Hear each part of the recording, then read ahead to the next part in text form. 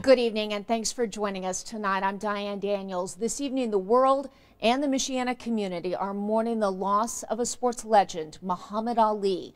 He maintained a home in Berrien Springs for decades before his health declined to the point where he needed to move somewhere warmer. Tonight, we have team coverage. We begin with CBS correspondent Kenneth Craig reporting from the champ's original hometown in Louisville, Kentucky. A steady stream of fans left cards and flowers outside the Muhammad Ali Center in Louisville, Kentucky. A spokesperson for Muhammad Ali's family says he died Friday night in Phoenix after suffering from respiratory problems. The icon had battled Parkinson's disease for decades. Jimmy Isaac fought back tears as he remembered the boxing legend who meant so much to so many. With all the violence and all the killings and everything, Muhammad Ali doesn't want all that. He wants us all to love each other. Ali's death also served as a history lesson for this young fan. He can achieve anything that he wants to achieve, and you know, if he feels strongly about anything, take a stand and stand firm like Ali. Tomorrow, Ali's remains will be brought back here to his hometown where people have been coming to pay their respects before his funeral next Friday.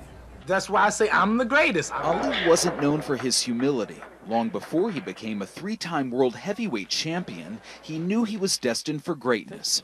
He was beloved around the world, and in a 60 Minutes interview with Ed Bradley, his wife described his connection with his fans. We have asked Muhammad actually to be efficient if we could get a stamp or a machine that will do his autograph, but he refuses.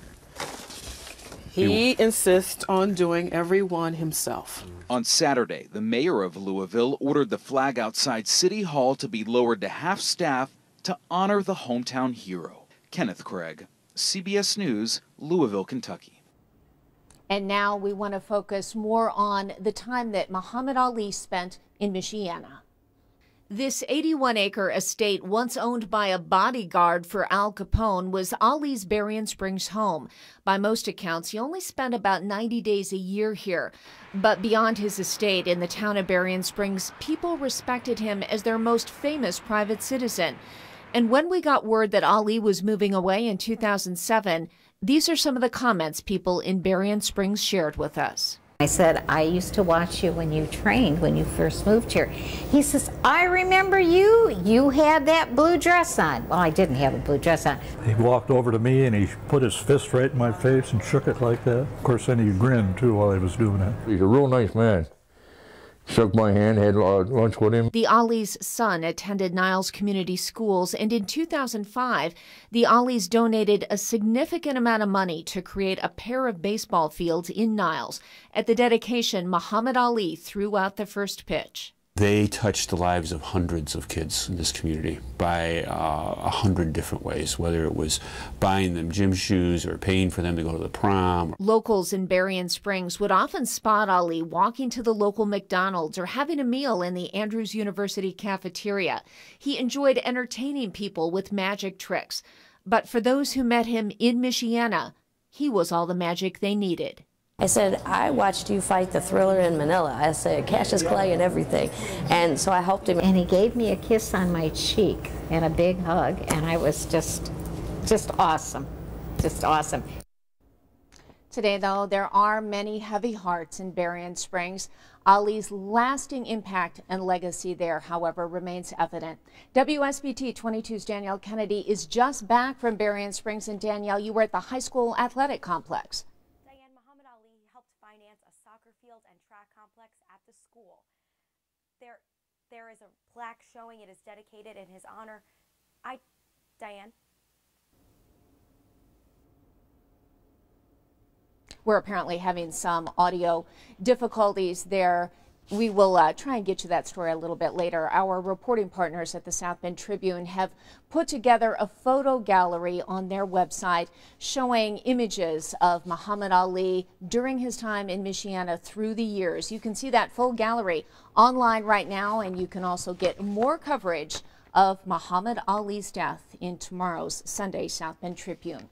Well, many in Michiana have taken to social media today to share memories of Ali.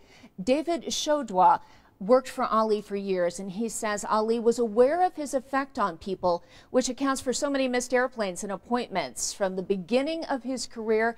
And for as long as he was able to, he would stop for photos, autographs, hugs. It seems anyone you meet has a Muhammad Ali story. There are literally millions of them. Another viewer says, I was fortunate to shake his hand when I worked at the airport. Very lovely memory. And yet another viewer tells us on Facebook, to be able to say you've met this legend, the champ, the greatest Ali, to just be in his presence, wow, I am in awe as I reminisce. And if you have memories you would like to share, we'd certainly love to hear about them. You can post those to our WSBT Facebook page. Our continuing coverage will resume here on WSBT 22 in just less than 3 hours when CBS presents a special 48 hours entitled Muhammad Ali, Remembering a Legend. That's set to begin at 9 o'clock.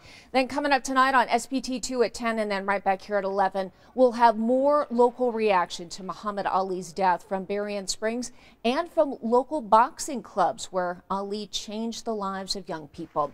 So stay with WSBT all throughout the week. We will continue to keep you up to date in these days leading up to Muhammad Ali's funeral coming up on Friday.